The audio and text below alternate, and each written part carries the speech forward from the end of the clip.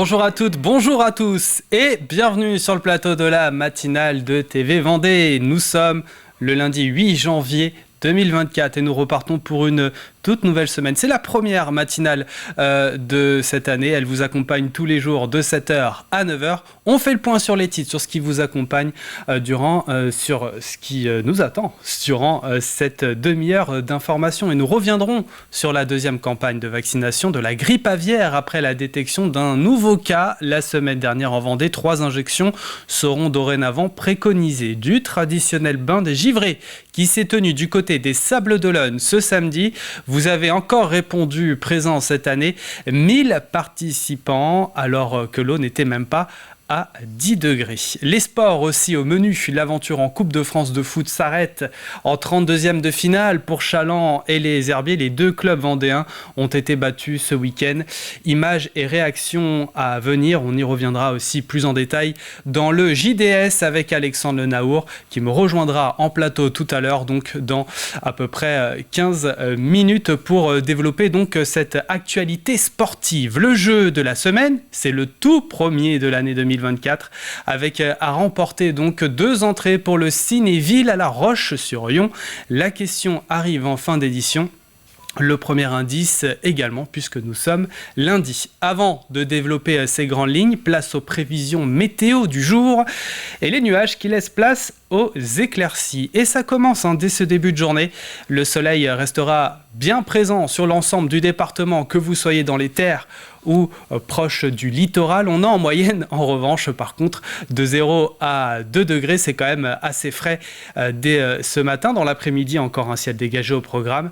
Le mercure affichera au meilleur de la journée de 3 à 4 degrés pour les maxis. Concernant les marées, la carte nous dit que la basse mer, la prochaine basse mer, aura lieu dans la soirée pour 20h22. Et pour ce qui est de la pleine mer, ce sera dans l'après-midi, début d'après-midi à 14h26. Coefficient marée aujourd'hui 49,54. Pour ce qui est des marchés alimentaires, on a Noirmoutier, les Sables d'Olonne ou encore plus au sud, comme vous pouvez le voir, Jars-sur-Mer. Ça se passe essentiellement du côté du littoral, mais on a quand même un marché alimentaire dans le sud-est vendée du côté de Benay. Nous sommes le lundi 8 janvier 2024 et le 8 janvier, nous souhaitons une bonne fête aux Luciens et Luciennes, mais aussi bonne fête à vous, les sabris. Et il doit y en avoir parmi vous qui aiment en prendre après une journée difficile au travail. Par exemple, je parle là du bain moussant, c'est sa journée internationale ce lundi. Anniversaire d'un chanteur aujourd'hui, anniversaire d'un chanteur qu'on ne présente plus, Pascal Obispo. Il souffle sa 59e bougie. Coup d'œil vers le ciel pour vous dire que le soleil va se coucher à 17h35 ce soir. Allez, on est parti pour le journal 100% Vendée de la rédaction.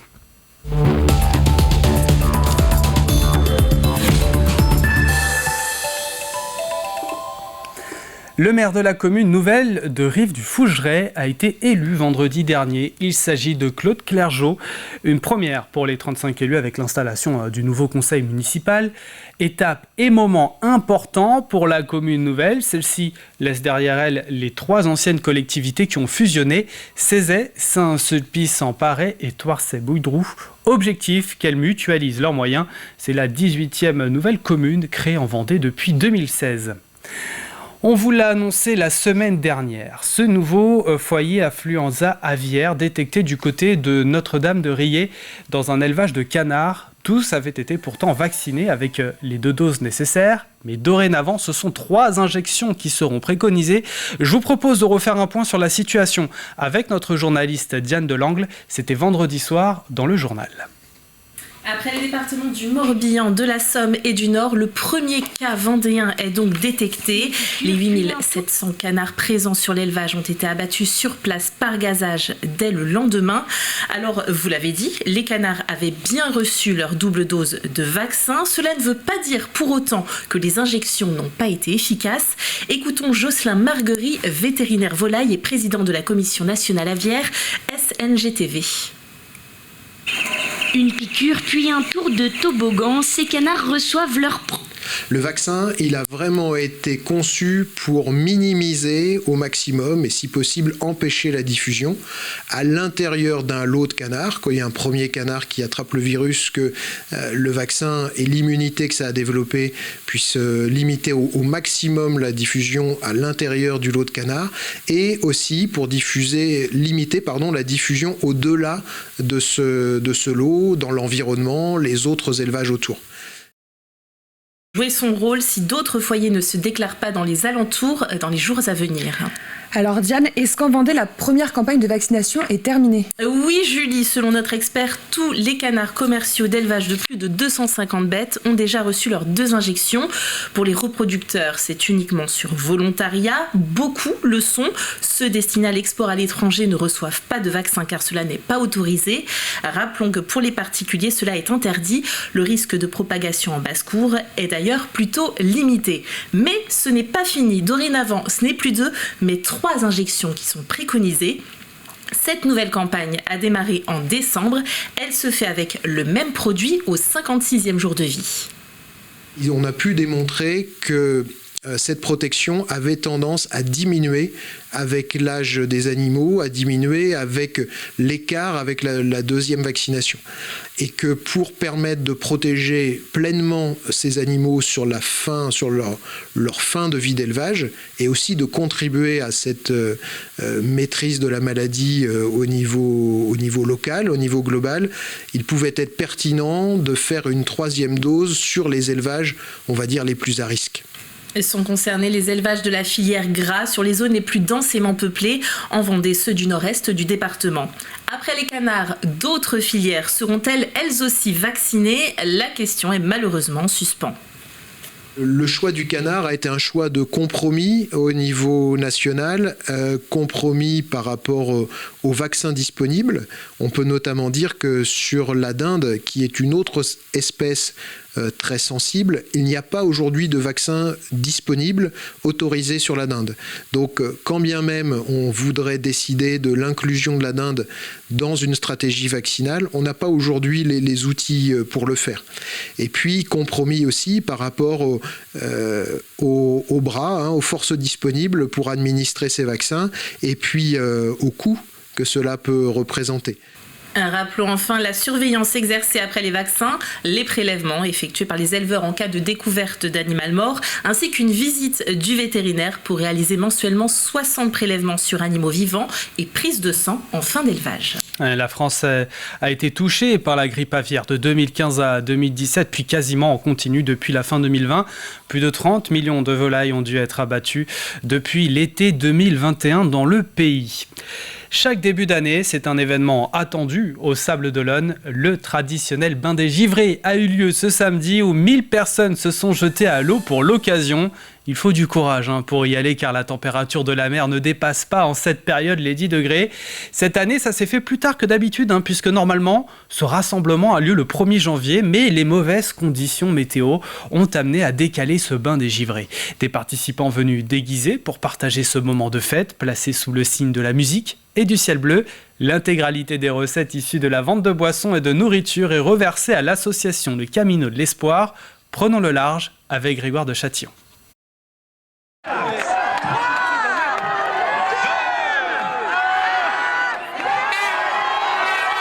Ils se sont lancés, plus de 1000 participants prêts à affronter une mer à 10 degrés, avec donc une sacrée motivation pour se jeter à l'eau. Ça fait du bien. Ça fait du bien. Je m'attendais à plus froid, moi. Ça va. Elle est pas froide, ça va. Elle est plutôt à bonne température. Elle est très bonne. On profite du rayon de soleil. 10 degrés dans l'eau, mais aussi 10 degrés dans l'air. De quoi se retrouver comme un poisson dans l'eau. Eau très bonne, température de l'air géniale. On ne sent pas la différence de l'eau, c'était trop bien. Soleil et ciel bleu. Nickel. Ciel bleu, tout était bien pour réussir un bon bain du 1er janvier, même si on n'est pas le 1er janvier. Un peu plus tôt, avant de se baigner, certains givrés n'avaient pas manqué de revêtir leur plus beau déguisement.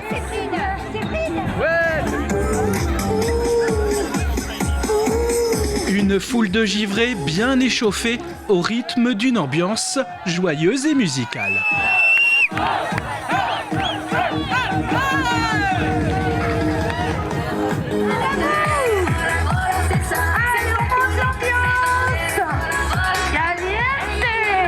Une bonne occasion pour se retrouver et fêter la nouvelle année 6 jours plus tard, avec des conditions de mer clémentes, avec l'annulation du bain de mer de Saint-Gilles-Croix-de-Vie le 1er janvier. La grande plage des Sables aura battu cette année un record d'affluence avec son traditionnel bain des givrés. Les fêtes sont derrière nous. Il va bientôt songer, si ce n'est pas fait, à enlever le sapin que vous avez installé dans votre salon. D'ailleurs, il n'est pas forcément nécessaire de l'amener en déchetterie puisque le Poney Club du Poiré-sur-Vie a une alternative toute trouvée. Par exemple, il est possible d'y déposer votre conifère. Cette collecte permet de stabiliser la terre du Poney Club et compte tenu de l'état des sols, avec les pluies, le besoin est grand. L'opération sapin, ça va nous permettre de broyer les sapins en fait, pour les étendre dans les paddocks pour éviter que les poneys finissent l'hiver dans la boue. Tous les sapins naturels, de préférence sans décoration et sans neige artificielle. Parce que ça va être étendu dans les prés des poneys et qu'ils ont tendance quand même à être gourmands et donc à grignoter tout ce qu'on leur met à disposition.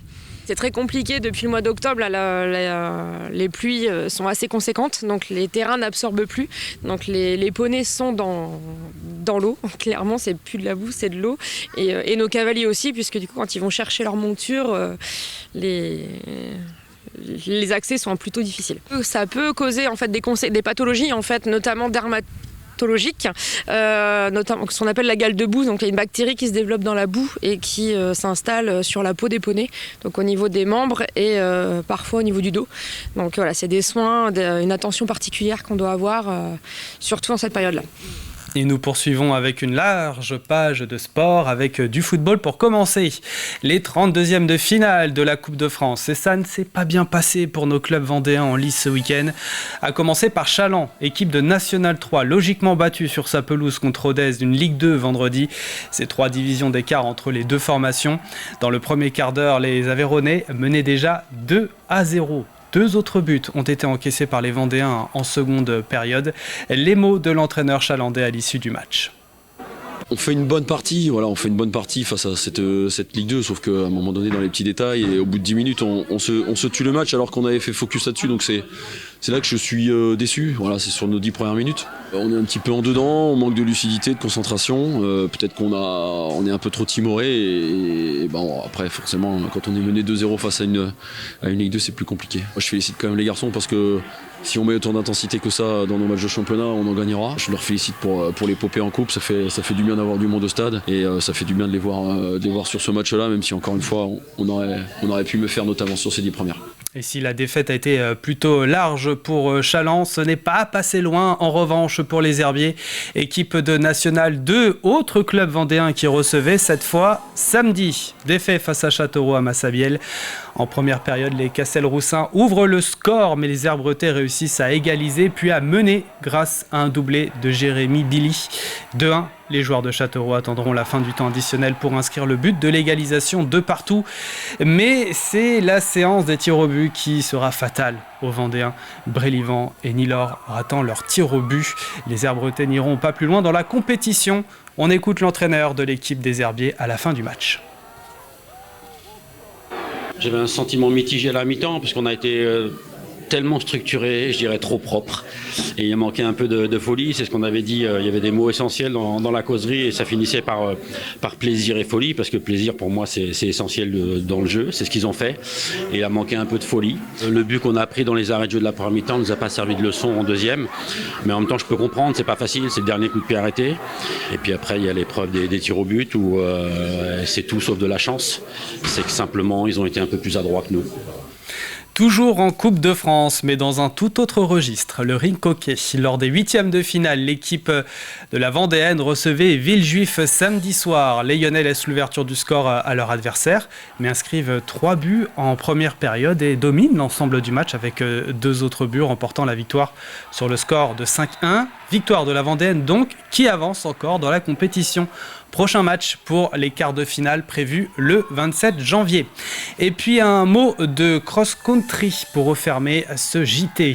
Les championnats départementaux se déroulaient à Saint-Laurent-sur-Sèvre, à la Coulée Verte, dans la journée de ce dimanche. Parmi les athlètes réunis dans la compétition des catégories élite femmes et élite hommes, dans un climat quelque peu frisqué. En élite femmes, Anaïs Chevrier de Ouest Vendée Athlétisme s'est imposée imposé lors des 6640 mètres d'un parcours sélectif. Son club a remporté également le classement par équipe.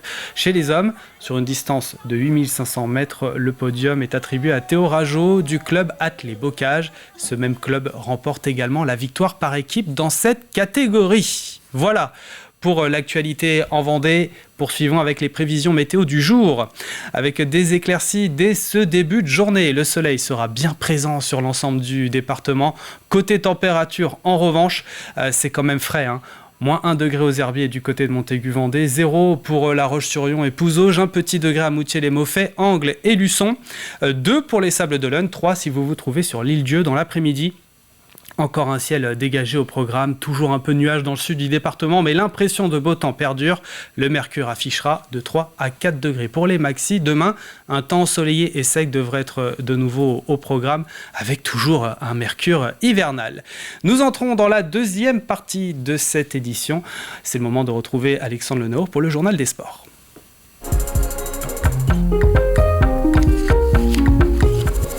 Bonjour Alexandre. Bonjour François. Et excellente année 2024, meilleurs vœux. Merci. On va démarrer cette année 2024 donc avec du football, week-end de 32e de finale de la Coupe de France, première des 2 affiches programmées en Vendée. Vendredi soir, Challans recevait Rodez. Histoire historique pour le FC Challans qui atteignait pour la première fois de son histoire les 32e de finale de la Coupe de France. Le stade Jean Léveillé avait donc fait le plein avec près de 2500 spectateurs réunis pour suivre cette affiche face au 2e de Ligue 2 Rodez, 3 divisions d'écart donc entre les 2 équipes et l'entame va être difficile pour les Chalandais, fatal même dès la 3e minute de jeu. Kylian Corredor est à la réception de ce centre. Métro s'impose une fois mais le numéro 9 Ruténois suit bien. Rodez mène déjà 1-0 et puis à peine 10 minutes plus tard Untonji sert de nouveau Corredor qui s'offre un doublé. Les Aveyronnais crucifient les Vendéens et mènent déjà 2-0 au quart d'heure de jeu. Les Chalandais vont se reprendre et s'offrir une très belle occasion. Alban Dupas est trouvé dans la profondeur. Il va ensuite servir Herman Josué mais Sébastien Cibois s'interpose. 2-0 à la pause. 55e minute, Lorenzo Rajo au coup franc, le ballon file dans la surface, remise pour Untonji qui se mue cette fois en buteur pour le 3-0. Les Aveyronnais trouveront même la barre quelques minutes plus tard avant d'inscrire le 4e but lancé à la limite du hors-jeu. Clément Després sert parfaitement Kylian Corredor qui s'offre un triplé. Malgré 2 belles occasions en fin de match, les Vendéens ne marqueront pas et s'inclinent 4-0. Logique respectée, Challans s'arrête au stade des 32e de finale. L'entraîneur chalandais Nicolas Lemétayer était à notre micro en après-match. On fait une bonne partie, face à cette Ligue 2, sauf qu'à un moment donné dans les petits détails et au bout de 10 minutes on se tue le match alors qu'on avait fait focus là-dessus, donc c'est là que je suis déçu. Voilà, c'est sur nos 10 premières minutes. Après forcément quand on est mené 2-0 face à une Ligue 2 c'est plus compliqué. Moi, je félicite quand même les garçons parce que si on met autant d'intensité que ça dans nos matchs de championnat, on en gagnera. Je leur félicite pour l'épopée en coupe, ça fait du bien d'avoir du monde au stade et ça fait du bien de les voir sur ce match-là, même si encore une fois on aurait pu me faire notamment sur ces 10 premières. Et puis la Coupe de France se poursuivait samedi soir, les 32e de finale. Toujours en Vendée, les Herbiers étaient opposés à Châteauroux. Et cette fois-ci, seulement une petite division d'écart entre le VHF et les Castel-Roussins. Châteauroux actuellement en position de relégable. En national, les Herbiers sont eux leaders de N2 et pouvaient donc avoir de bons espoirs d'accéder au tour suivant. Les plus grosses occasions en début de match, elles vont être pour les Herbiers et matérialisées dès la 30e minute avec Lucas Dory. Cette frappe qui va venir flirter avec le montant gauche du gardien de Châteauroux. Mais dans le temps additionnel de la première période, Antoine Mille décroche cette superbe frappe. Théo Hamelin ne peut rien. Châteauroux mène donc 1-0 à la pause. 56e minute, Dory pense égaliser mais signalé en position de hors-jeu. Massabielle et ses 3500 spectateurs vont être servis 10 minutes plus tard. Brélivet lance Billy qui ne se manque pas, égalise. Un but partout à la 66e minute. 4 minutes plus tard, Valentin Rémy va lui déborder côté gauche et trouve de nouveau Billy qui signe un doublé express et fait chavirer de bonheur, on peut le dire, Massabielle. On se dit alors que les Herbiers ont peut-être fait le plus dur, mais en face, les Berrichons vont pousser pour égaliser sur cette frappe. Silva va même venir trouver le montant d'Hamelin. Avant la 96e minute, au bout du temps additionnel, Châteauroux arrache l'égalisation par son capitaine Vincent Pires. 2 partout, le sort de ces 32e se jouera donc au tir au but. Le premier tireur bretais Benjamin Brélivet va se manquer, tout comme Michael Miller au 4e tir. En face, Châteauroux est presque impeccable si l'on oublie cette Panenka complètement manquée. Les Castelroussins s'imposent 4-2 au tir au but et éliminent donc le VHF qui était le dernier représentant vendéen dans cette Coupe de France. La réaction du coach bretais Laurent David, c'était au micro de Thibaut Grasset. J'avais un sentiment mitigé à la mi-temps parce qu'on a été tellement structuré, je dirais trop propre. Et il manquait un peu de folie, c'est ce qu'on avait dit, il y avait des mots essentiels dans la causerie et ça finissait par plaisir et folie. Le seul bémol de la soirée, c'est que le but qu'on a pris dans les arrêts de jeu de la première mi-temps ne nous a pas servi de leçon en deuxième. Ça joue souvent un peu de choses. Et malheureusement, ça a tourné dans le sens de la Berry sur ce coup-là. Et puis après, il y a l'épreuve des tirs au but où c'est tout sauf de la chance. C'est que simplement, ils ont été un peu plus adroits que nous. Et week-end de Coupe de France encore, mais cette fois-ci pour du rink hockey. C'était ce week-end, puisque samedi soir, la Vendéenne recevait Villejuif à Langeais-le-Mier. Une équipe que les Lyonnais connaissent bien, puisqu'ils évoluaient ensemble l'an passé en N1, et face à une formation de National 2, les Rouges et Noirs abordaient donc logiquement ce huitième de finale, aller en position de favori en ce premier match de Coupe de France, d'autant que pour rappel, la Vendéenne est deuxième de son championnat, mais pourtant à la surprise générale, c'est Villejuif qui ouvre la marque en début de rencontre à la 9e minute. Nathan Gefflot par 2 fois ainsi qu'une réalisation d'Antoine Thébault vont permettre aux Vendéens de mener 3-1 à la pause. Malgré plusieurs occasions en début de deuxième, le score n'évolue pas, mais ici, il faut attendre la 40e minute et cette réalisation de Manuel Mir pour porter le score à 4-1. Le match se débride, de nombreuses occasions de part et d'autre. Marcos Pinto du côté de la Vendéenne va également avoir l'opportunité de scorer à Langeais-le-Mier, mais sa tentative est ici détournée. Les Vendéens s'en remettront finalement. Antoine Thébault, en toute fin de rencontre, le numéro 9 lyonnais signe un doublé avec cette réalisation à la 48e minute. Victoire 6-1 de la Vendéenne qui fait donc un grand pas vers les quarts de finale avant le match retour à Villejuif. Ce sera dans 3 semaines. On écoute Marc Salicru, l'entraîneur des Lyonnais, propos recueillis par Thibaut Grasset. Après les vacances, c'est toujours un peu compliqué, se remettre dedans, retrouver un peu les automatismes qu'on avait avant. En plus, en face, on avait une équipe qui est venue très fermée derrière. Ils nous ont fait une zone qui nous a un peu mis dans l'inconfort. Au fur et à mesure, on a commencé à gagner la confiance, à mettre des choses en place. On reste un peu dans la même dynamique qu'en fin d'année. On a fait plutôt un début de mois de janvier tranquille à niveau physique parce qu'on sait qu'il nous reste encore beaucoup de matchs importants qui vont arriver. Donc on essaie de gagner, de monter en puissance au fur et à mesure tranquillement.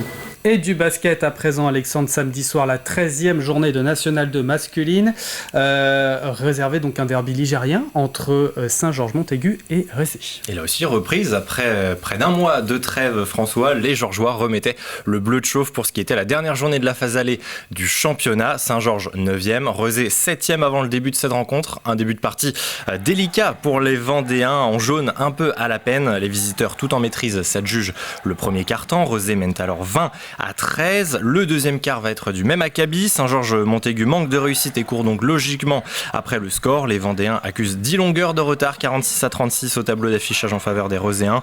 Au retour des vestiaires, les locaux vont montrer un autre visage. L'agressivité et le niveau défensif des hommes de Paul Ravon montent d'un cran.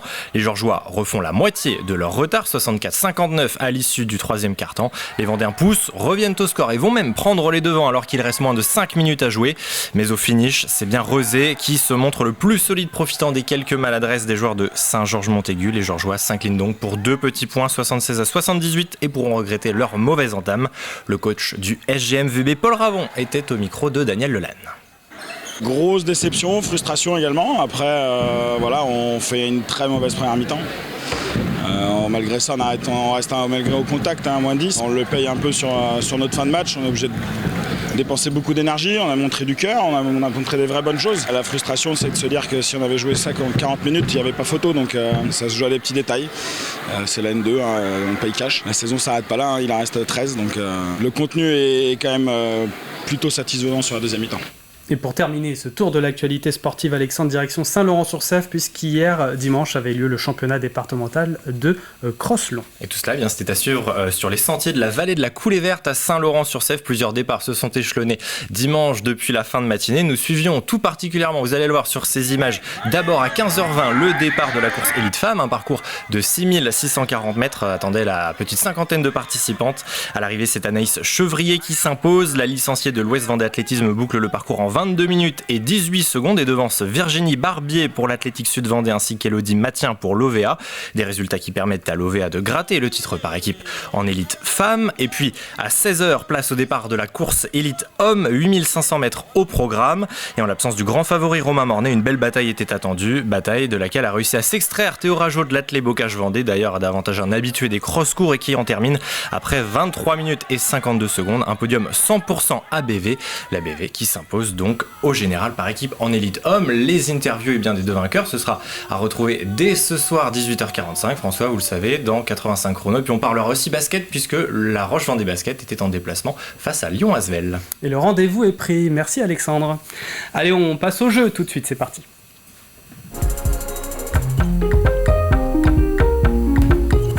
Et on a encore décidé de vous gâter pour le retour du jeu de la matinale. Et ça commence avec des places pour le Cinéville du côté de la Roche-sur-Yon. 2 gagnants remporteront 2 places chacun. Mais il y a une condition pour les avoir prochainement avec vous, ces places. C'est de répondre correctement à cette question. La voici.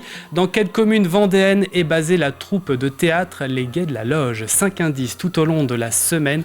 Voici donc cet indice. Elle fait partie de la communauté de communes du pays de la Châtaigneraie. On cherche bien là une commune.